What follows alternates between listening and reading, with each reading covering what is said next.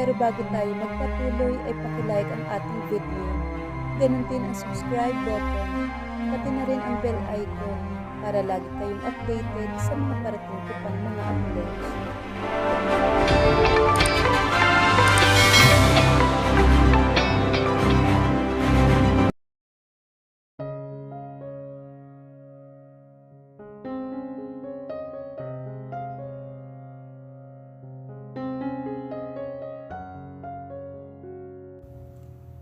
So paano ba yan? Mauna na kami ha.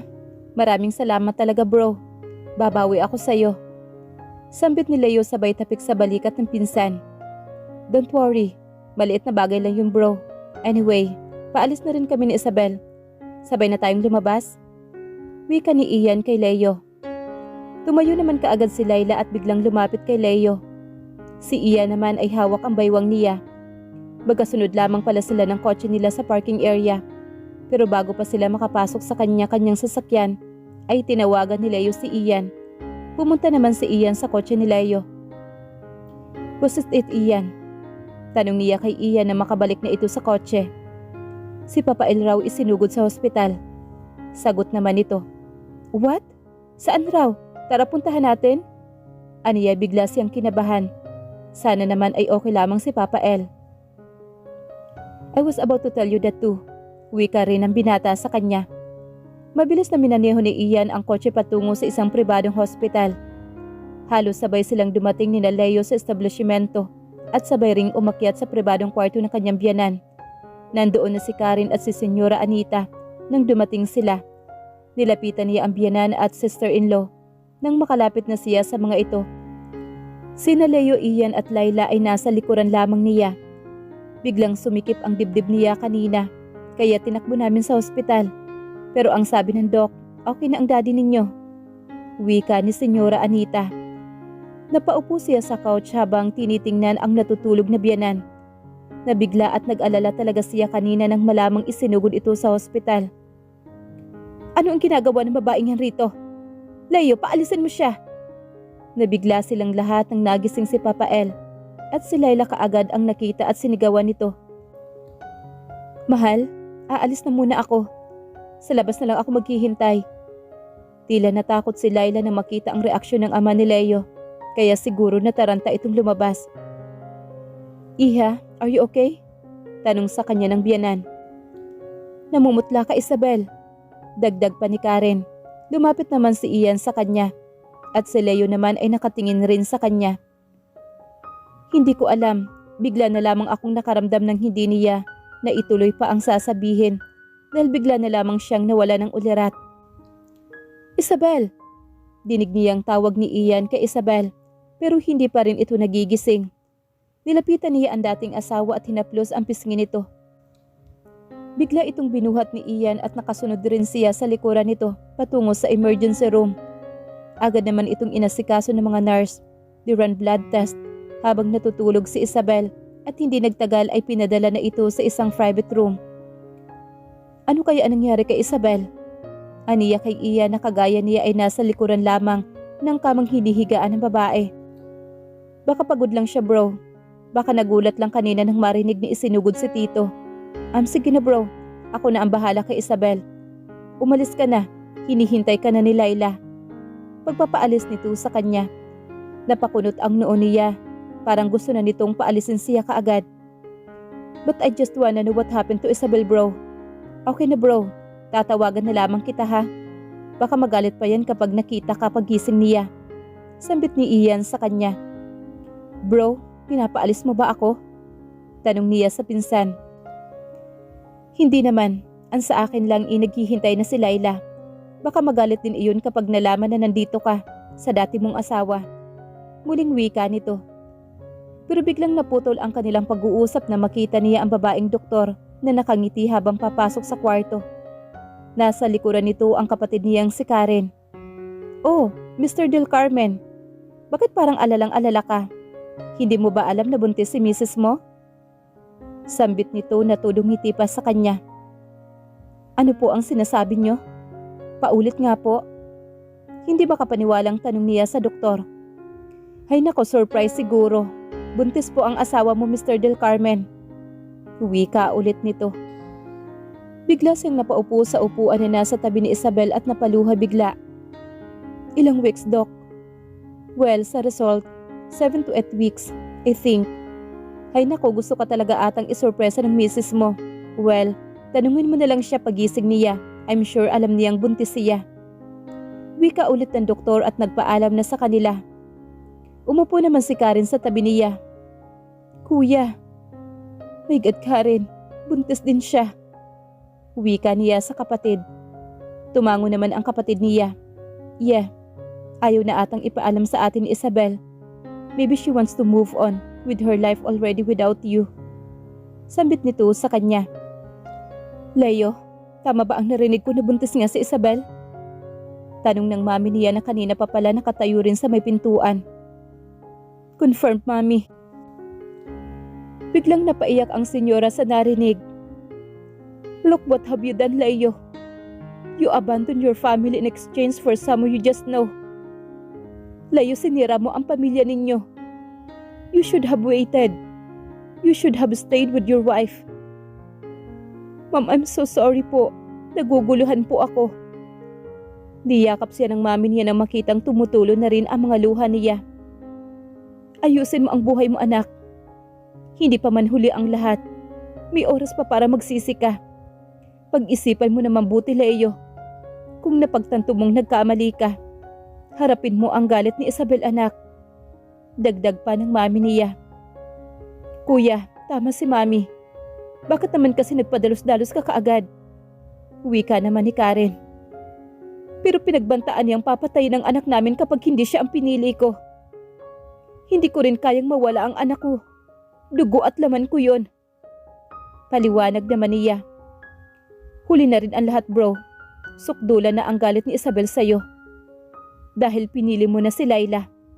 Paninindigan mo na lang. Sambit naman ni Ian sa kanya. Naguguluhan man at nadudurog man ang puso ay umalis siya sa ospital at tumungo na sa parking lot kung nasaan nag-aabang si Laila. Oh, bakit ganyan ang itsura mo, mahal?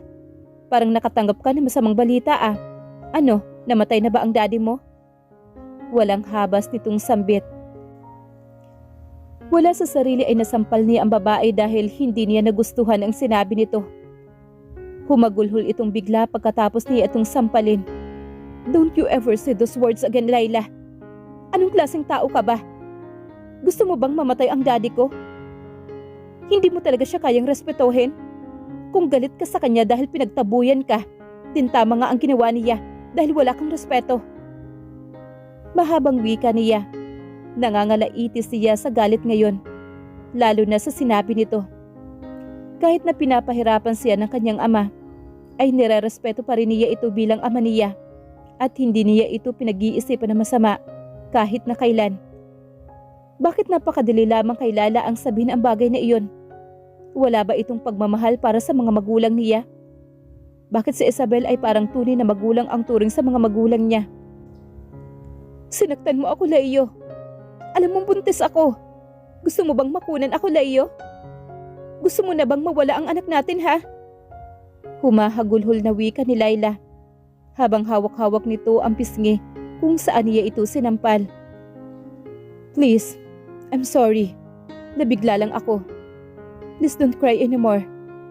Wika niya. Tila natauhan siya dahil sa sinabi at ginawa niya sa babae. Ian, what happened? Tanong niya ng magising. Nakahiga siya ngayon sa kama at si Ian lamang ang kasama niya. Di mo ba naaalala? You passed out sa kwarto ni Tito. Gusto ko pa sanang takpan ang katotohanan from them, but maybe tonight is really destined for them to know. Alam na rin niya, Isabel, about your pregnancy. Sagot ni Ian sa kanya. Where is he? Tanong niya sa kaibigan. Of course, he left with her. Sino pa nga ba ang uuwian niya, hindi ba? Sambit ni Ian sa kanya. I mean, what his reaction then? She just wanna know. Why? Does it still matters to you? Kapag sasabihin ko ba, may pagbabago bang magaganap? Wala naman, hindi ba? Wika nito. Tumango naman siya. Oo nga naman. Bakit nagtatanong pa pala siya ng isang bagay na hindi na karapat-dapat pang ungkatin, hindi ba? The doctor said, "You need to calm yourself." Pasensya ka na kanina. Hindi ko malang naisip na buntis ka nga pala bago ko sabihin sa iyo ang tungkol kay Tito. Paghingi nito ng paumanhin sa kanya. It's okay. Kumusta na pala siya? Nag-aalala niyang tanong. He is just fine. Don't worry. Sambit naman na bidata sa kanya. Mabuti naman, aniya rito. Talagang alalang-alala siya kanina sa biyanan niya. Akala talaga niya ay kung ano na talaga ang nangyari rito. Mabuti naman at okay lang ito. Kinabukasan ay nanatili ulit siya sa cafeteria. Mas dumadami ang kanilang customers. Siguro ay dahil na rin sa social media. Customers take pictures and post it on their accounts at karamihan ng mga bagong customers ay nagsasabing nakita lamang nila ang mga post ng mga kaibigan tungkol sa lugar na ito. Masaya siya dahil unti-unti na ring sumisikat ang kanilang cafeteria. Minsan ay nakukulangan pa nga sila ng table at chairs. Nagpapasalamat na rin siya dahil mapagkakatiwalaan talaga niya ang mga tauhan niya, lalo na si Julie. Biglang napakunot ang noo niya nang makita ang taong hindi niya inaasahan na muling tatapak sa lugar na iyon. Mukhang wala itong tulog. Sabog ang kilay at kalat ang buhok nito. It's Leo, okay? Tanong niya sa kanyang sarili. Hinawakan niya ang kanyang dibdib. Bakit siya naaawa sa lalaking nagparanas sa kanya ng kabiguan? Hindi pa siya 100% na naka-move on. Sa totoo lamang. Pero hetos siya at naaawa sa itsura ni Leo. Ang totoo napakalayo na nito sa lalaking nakilala niya noon. Tila sobrang stress ito. What happened to him? May nagmamay-ari pa ba rito? Para kasi itong laruang pinabayaan na lamang sa gilid. Isabel, can we talk? Seryoso nitong tanong sa kanya. Last time I checked, wala na tayong dapat pang pag-usapan, hindi ba? Wika niya rito. Parang awa mo na, Isabel. Pakiusap nito sa kanya. Tinitigan niya ito sa mga mata at baka lubos siyang maawa talaga rito. Ano? Awa? Come on, Leo. Ikaw na awa ka ba sa akin noon? Nagpapatawa ka ba? Excuse me ha, pero marami akong trabaho. Nakakaistorbo ka lang. Wika niya rito. Pero nang paalis na siya, ay nakarinig siya ng malakas na tili. Nang lumingon siya ay nakita niyang nakasalampak si Leo sa sahig. Nawalan ito ng malay. Inutusan niya ang kanyang mga tauhan na buhatin ito at dalhin sa loob ng kanyang silid sa loob ng opisina. Nawala ng malay ang lalaki. Kumain na ba ito? Kanina ay pansin niya ang pamumutla ng mga labi nito at tila pagod na ito. My God, Leo, anong nangyayari sa iyo? Bakit parang miserable ka? Hindi ikaw ito, Leo. Hindi pa kita nakikitang ganito. May galit man sa puso para sa dating asawa ay hindi naman siya naghahangad ng masama para rito. Sa katunayan nga ay hinahayaan niya ito kung saan ito masaya ay pinagbibigyan niya. Sa hitsura nito ngayon ay hindi niya masasabing masaya ito. Nagluto na lamang siya ng kanin at mainit na sabaw. Pagkatapos maghanda ng pagkain ay tinawagan niya si Julie upang sabihin kay Leo na kumain na muna ito bago umalis. Wala man siyang planong umalis sa araw na ito, ay aalis na muna siya sa cafeteria. Ayaw niyang aabutan pa siya ng dating asawa kapag ito ay magigising na. Dumiretso na lamang siya sa lugar na madalas niyang tambayan. Matagal-tagal na rin siyang hindi nakapagtambay doon upang makasagap ng sariwang hangin. Ang lugar na iyon ang kumakalma sa kanyang puso. Sa lahat yata ng laban niya sa buhay, ang laban na ito nila ni Leo ang pinakamabigat at pinakamasakit. Naalala niya pa rin ang hitsura nito kanina. Na-imagine niya tuloy noong nasa kolehiyo pa lamang sila. Kapag may problema ito ay siya ang takbuhan nito dahil nasa tabi lamang siya nito palagi. Kanina, wala siyang maramdaman kundi ang salitang pamamaalam dahil tapos na sa kanila ang lahat. Nang makaramdam siya ng gutom ay bumaba na siya. Nagtungo sa isang kainan. Sa isang karinderya na simple pero masasarap ang mga ulam na ibinebenta. Gusto niyang kumain ng lutong bahay ngayon. Umorder siya ng adobo at gulay. Magana siyang kumain. Sa katunayan nga ay nakakadalawang kanin pa siya. Nakakagutom rin pala ang mag-isip. Tinawagan niya si Julie upang tanungin kung nandoon pa ba ang lalaki. Ang sabi pa nito ay nandoon pa raw at natutulog pa. Nang tawagan niya ulit ang babae ay sinabi nitong kumakain na raw si Leo. Nakahinga siya na maluwag. Ibig sabihin ay aalis na ito maya-maya. Kaya naman naisipan na niyang bumalik ng cafeteria. Malapit na siya nang marinig ang tunog ng sipi niya. Si Ian ang tumatawag. "Hey, hindi mo ba alam kung anong petsa ngayon?" Tanong nito sa kanya. "Hindi ko alam, bakit?" Biro niya sa lalaki. "Akala ko ba kaibigan kita? Ako nga hindi ko makakalimutan ang kaarawan mo. Tapos ikaw dead ma lang? Kanina ko pa nga hinihintay ang message mo." Uwi ka naman ito. "Oo nga naman pala. Birthday pala ngayon ni Ian." "Sorry na, hindi ko alam na birthday mo pala. Happy birthday. Happy na?" Biro niya sa binata. That was the most insulting birthday greetings that I received in my entire life. Matigas na wika nito. Natawa naman siya sa sinabi nito. "O ano, may handa ka pa? Kahit na pa-burger man lang?" Tanong naman niya. "Oo, at pumunta ka na ngayon dito sa kondo ko. The foods are waiting for you here. Ako ang nagluto." Masiglang wika naman ito. "Yan, ganyan ang gusto kong pakinggan mula sa'yo. Pero sure ka ba dyan sa luto mo, ha? Baka naman pagsisihan ko lang ang pagpunta ko dyan." Biro niya. "Subukan mo nga muna, baka ikaw ang magsisi dyan." Anito na pabiro rin. Okay. Dahil wala naman akong ibang pupuntahan, isisingit ko na lang ang birthday mo. Napipilitan lang talaga ako." Dagdag pa niya rito. Narinig niya ang malulutong na mura ng kaibigan sa kabilang linya. Natatawa siya habang nagmamaneho ng Ducati patungo sa kondo ni Ian. Ang sarap inisin ni Ian sa araw na ito. "Happy birthday!" Bati niya nang makapasok na siya sa kondo ng kaibigan. "Nasaan ang mga bisita mo?" "Ako lang pala mag-isa. At nasaan na ang ipinagmamalaki mong mga luto mo, aber?" Tanong naman niya rito. "Hindi ka talaga naniniwala sa akin, no?" Anito sa kanya. Hinila siya nito patungo sa dining area at nakita nga niya ang mga handa nito. "Wow, patikim ha?" Kumuha siya ng isang platito at tinikman ang isang putahe na niluto nito. Great taste. Pwede ka na mag-asawa." Sambit naman niya rito. "Talaga?" Tanong naman ito. "Oo, pero seryoso Ian. Happy birthday my friend. Sana you'll find your true happiness and love of your life. I love you as a friend, Ian." Sambit naman niya rito. Lumapit naman ito sa kanya at mahigpit siyang niyakap. "I love you as." Hindi na naituloy ni Ian ang sasabihin nang may marinig silang pumagsak sa likuran nila. Nang lumingon siya ay nakita niya ang isang gulat na dalagita habang nakatingin sa kanila.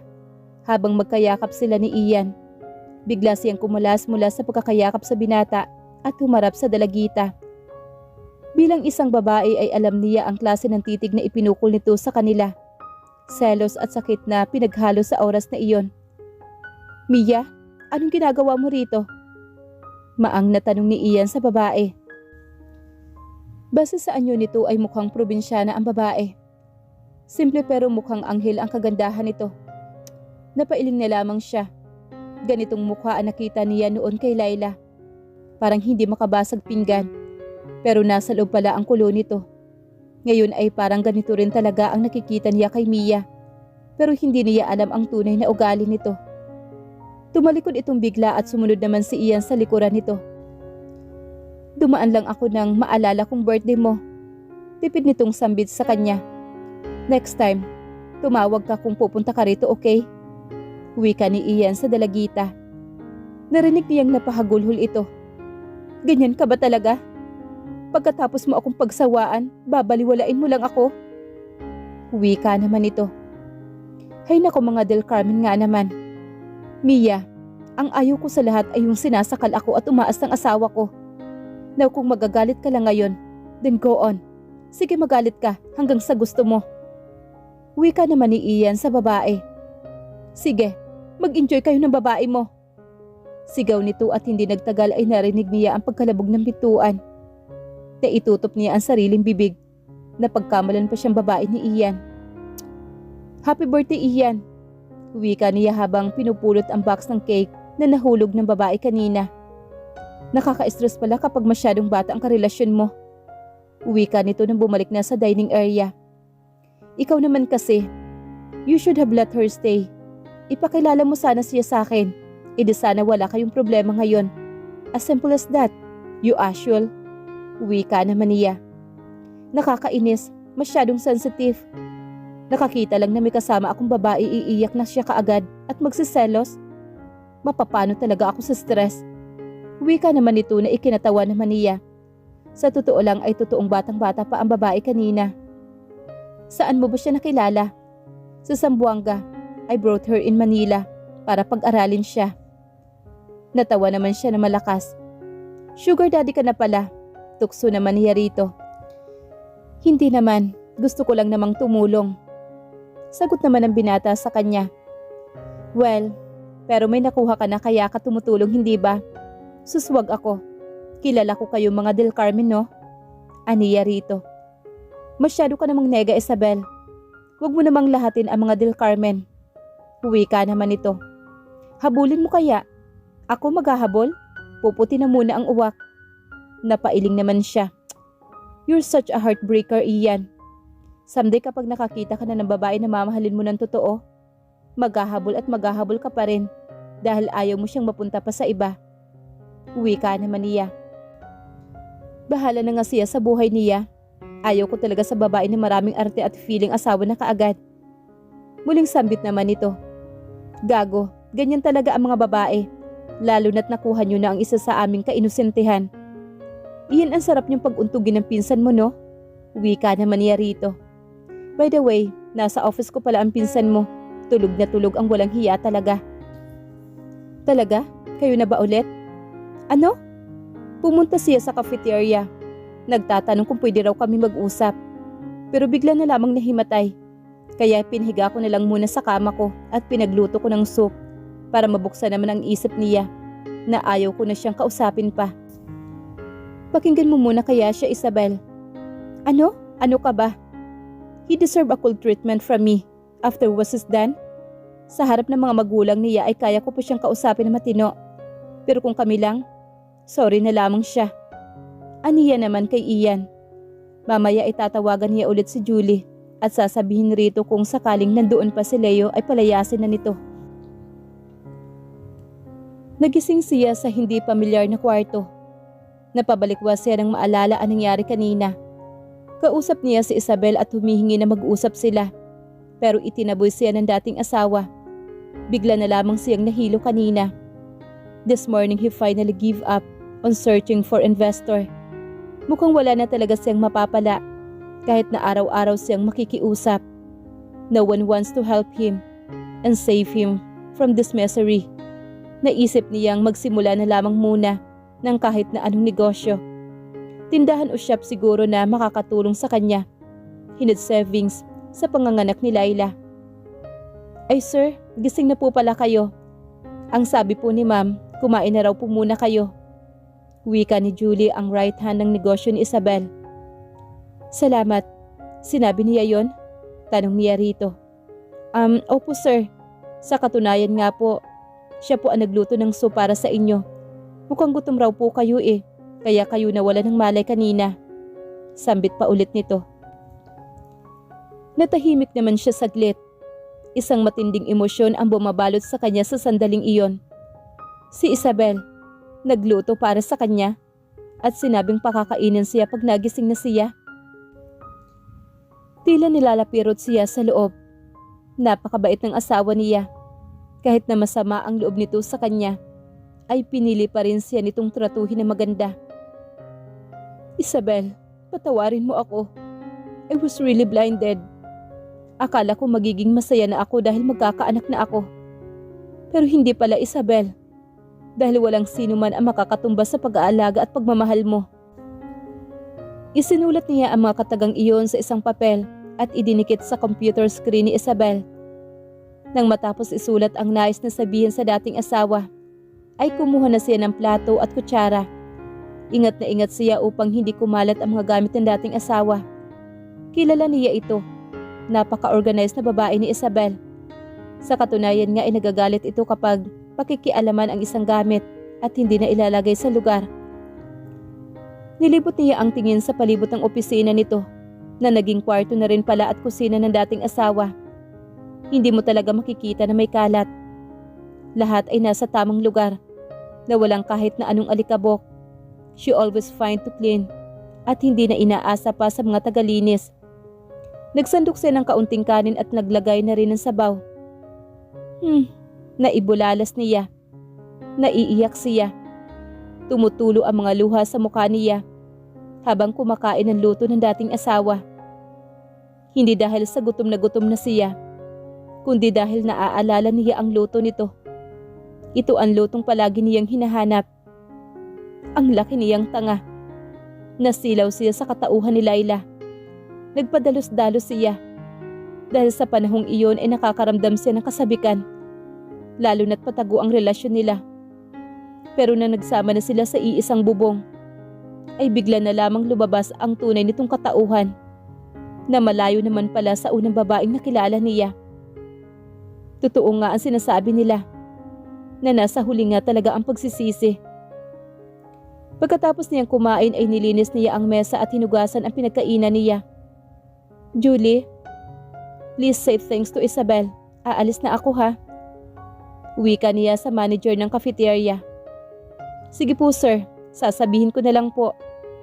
Maraming salamat ulit. Aalis na ako.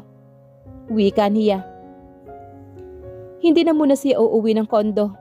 Dumiretso siya sa isang bar dahil gusto na muna niyang magpakalasing at kalimutan ang malalim na sugat at sakit na siya lamang ang nakakaalam. Kanina pa siya tinatawagan ni Laila, ngunit hindi niya sinasagot ang babae. Sa totoo lang, ang bata na lamang ang dahilan niya para manatili pa sa tabi nito. Napakasama niyang asawa. Iniwan niya ang asawa niya at kinalimutan ang lahat ng mga pangako niya.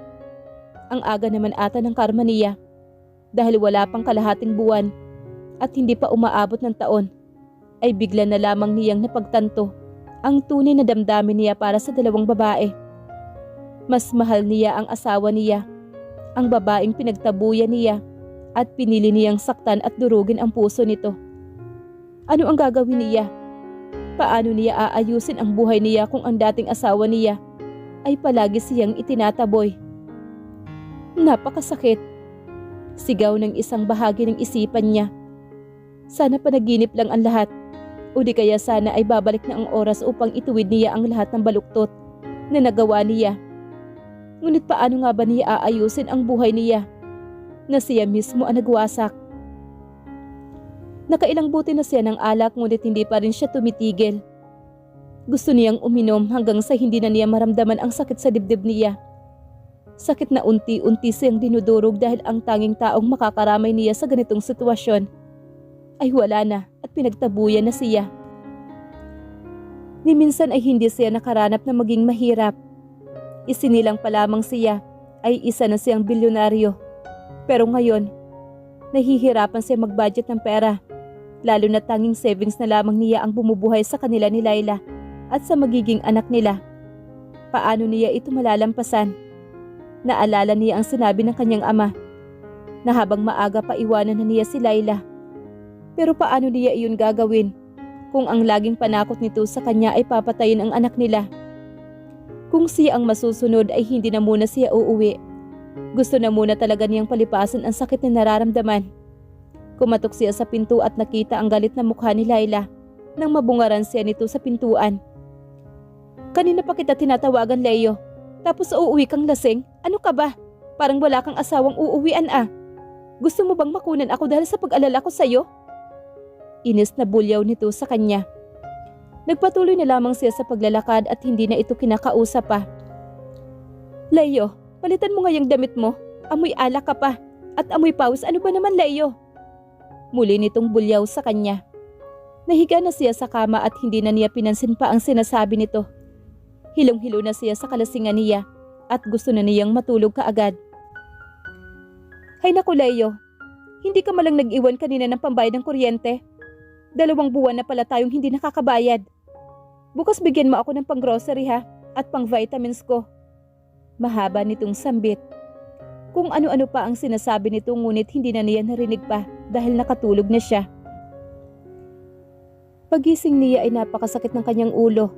Martes pa lamang ngayon ngunit mananatili na muna siya sa kondo. Suko na siya sa paghahanap ng investor at ngayon ay pag-iisipan niya ang negosyong itatayo niya. Mag-uumpisa na muna siya sa maliit na negosyo. Tumayo siya at naligo na muna sa CR. Hindi nagtagal ay bumukas ang pinto at pumasok ang nakahubad na si Laila. "Namiss na talaga kita, mahal," anito habang papalapit sa kanya. Hinalikan siya ng babae habang pinipisil ang sandata niya. Napahiyaw siya nang lumuhod ito at biglang isinubo ang kahabaan niya. Dinilaan rin nito ang hita niya at ang kahabaan ng alaga niya. "Leo, sabik na ako sa iyo. Matagal mo na rin akong hindi ginagalaw, mahal." Wika nito habang nakaluhod sa paanan niya. Tumayo ang babae. Ang isang binti nito ay nakapatong sa bathtub. Ang dalawang kamay ay nakahawak sa pader habang nakatalikod sa kanya. Hawak niya ang magkabila nitong baywang habang umuulos. Ang nakayukong babae na walang habas ang ungol nito. Napakaingay ni Laila habang patuloy ang ginagawa niya rito. Pinalakas niya ang pagbayo rito. Sarap na sarap naman ito sa bawat bayo niya. Walang tigil ang sigaw nito hanggang sa marating nito ang rurok na luwalhati. Sa buong pagtatalik nila ay hindi siya nakaimik. Tila lumilipad ang ulo niya at ang tanging hiling niya ay labasan na ang babaeng katalik. Nang labasan siya ay lumuhod naman ito kaagad at sinalo ng bibig nito ang lahat ng katas niya. Parang gusto niyang sumuka sa oras na iyon. Ewan niya. Pero noong naman ay nag-i-enjoy siya na makita ang babae kapag nilulunok nito ang lahat ng likido niya. Pero ngayon ay parang hindi na siya sanay. Kahit nga ang kasarapang hinihiyaw nito ay hindi niya maramdaman. Mahal, ang sarap nun ah." Wika naman ito. Mabilis siya naligo at nauna na siyang lumabas ng CR kaysa sa babae. "Nagluto ako, mahal. Alam kong gutom ka." Wika naman ito. Binuksan niya ang food storage at nakita ang tinulang manok na niluto ni Laila. Pero hindi niya pinansin iyon. Binuksan niya ang isang compartment ng hanging cabinet at naghanap ng dilatang makakain niya. Wala naman siyang ibang mahanap kundi sardinas lamang. "Mahal, bakit sardinas ang kinakain mo? Ayaw mo ba sa luto ko?" Nagtatampong sambit nito. "Sorry Laila, pero allergic ako sa manok. Nagkakarashes ako." Mahina niyang sambit. "Oops, sorry mahal, hindi ko alam." "Bakit? Ano ba talaga ang alam nito sa buhay niya? She only know 25% of his life.